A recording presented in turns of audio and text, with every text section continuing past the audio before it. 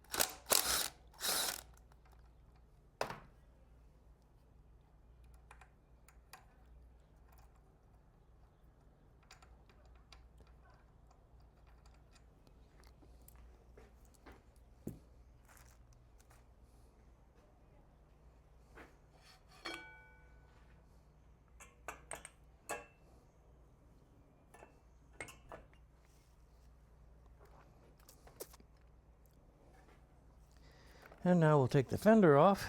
Nice custom fender.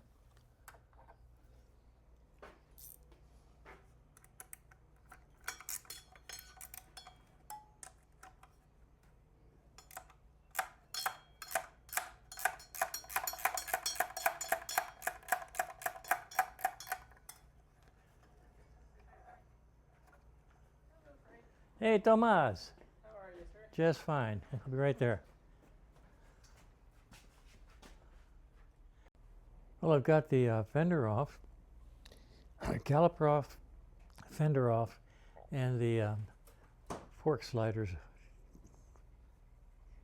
caps up in the air. I'm going to try to break these fork retainers loose now. Let's see how that goes. All right, what I'm going to do is take some number 220, because that's what I have, some wet or dry sandpaper. Put it around the top here, facing in with the grippy side, the sandy side, in towards the retainer. Then I'm going to put this around the outside and tighten it down. So let's get this ready. Okay, so I've got the clamp on top of the wet or dry sandpaper. And we're going to try to unscrew this.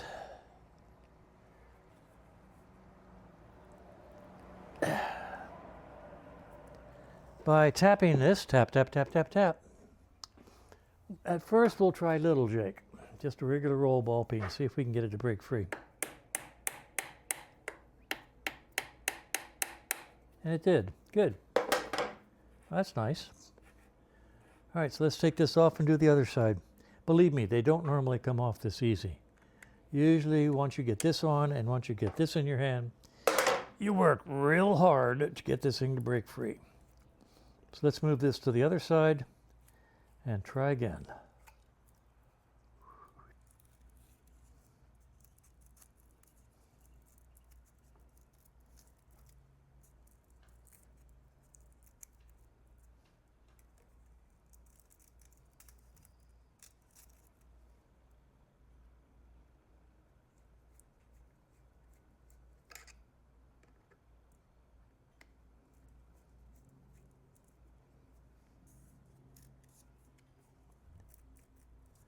I've had bikes come in here with these top caps chewed up from people using pipe wrenches on them. If this works when you do it, that's a whole lot better. If it doesn't work, well, and you got pipe joint pliers, slip joint pliers, pipe wrenches, you're in good shape. But I prefer this way.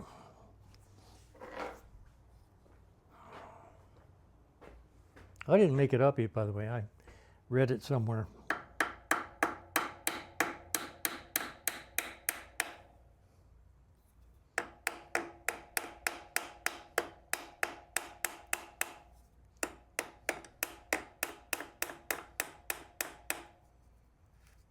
Okay. Works.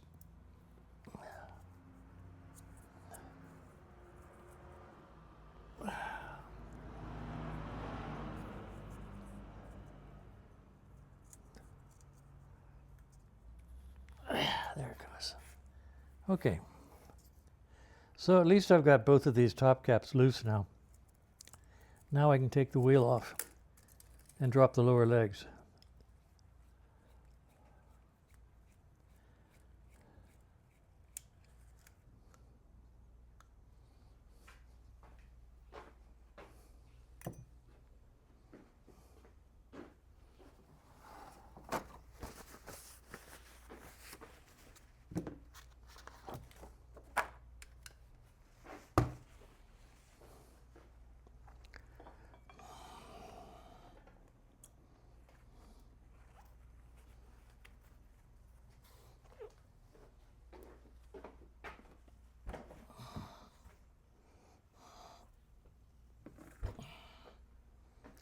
All right, now this is interesting because I think we put a set of fork seals in this bike the last time it was here, in which case I would have removed this front wheel the last time it was here, and I would have seen that it has the original open unsealed bearings in the hub last time it was here. So the question is, why are these original unsealed bearings still in here? And the answer is, I don't know. I'm going to have to go through some records and find out, did we have this front wheel disassembled? And if so,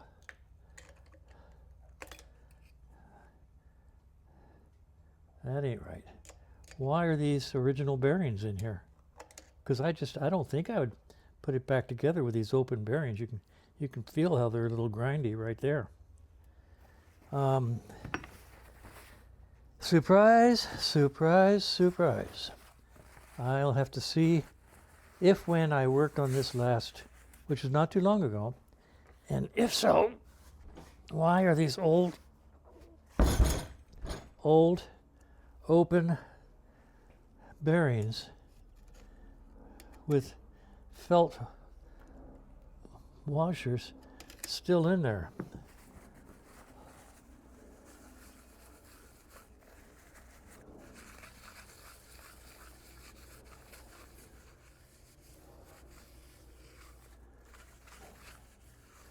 Let's see if I have a tool to lift this out.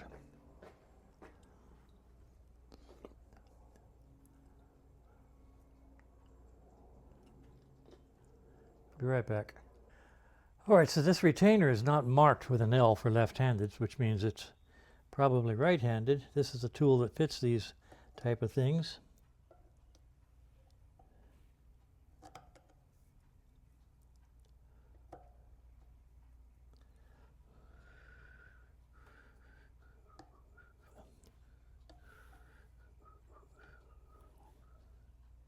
Come on, get in the freaking hole.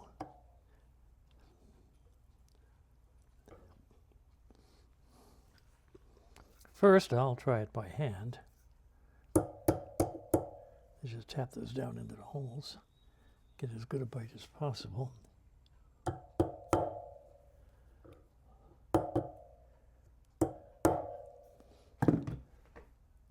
Oh, okay. Well, All right. Gee, that works well, doesn't it?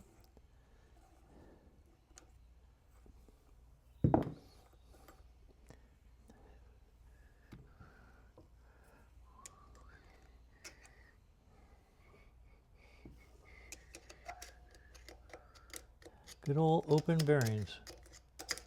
I don't know. I just can't see me leaving open bearings in here.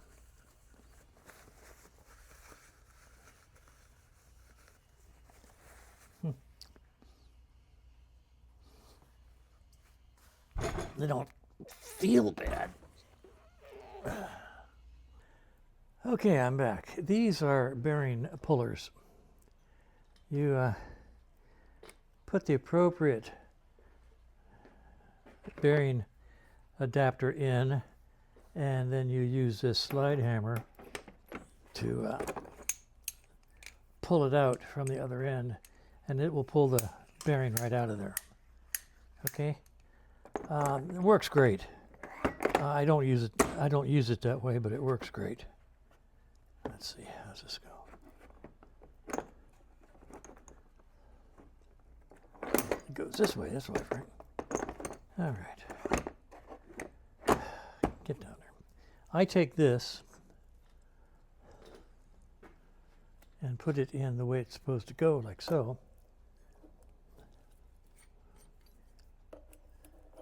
Okay, so it's inside the bearing. Tighten this down. So now it's held to the bearing. I think that's 2 3/4. Let's see. Yep. Okay, so now it's nicely expanded in there. And quite frankly, instead of pulling it out with the slide hammer,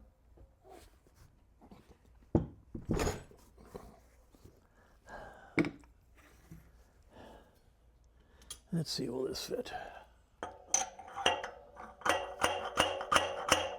I just knock it out.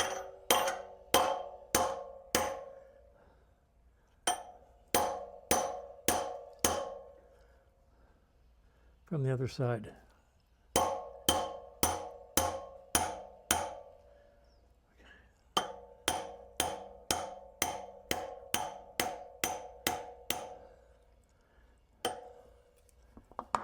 So I got it over here, and I'll show you how it's coming out over here. Can you see that?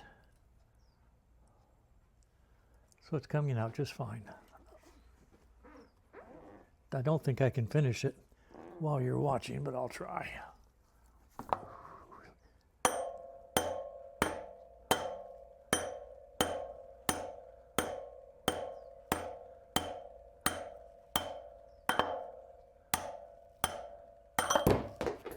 And there you go.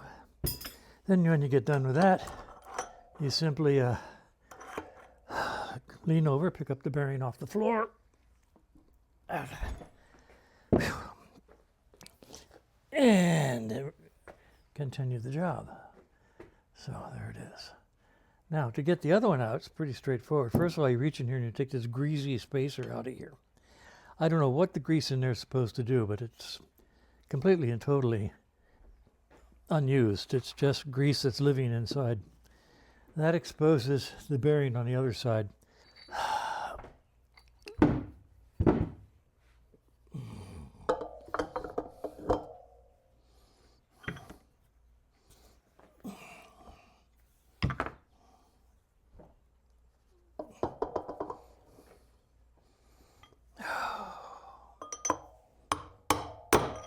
There you go.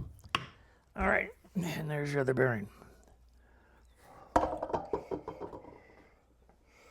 Two bearings. Let's see what flavor they are.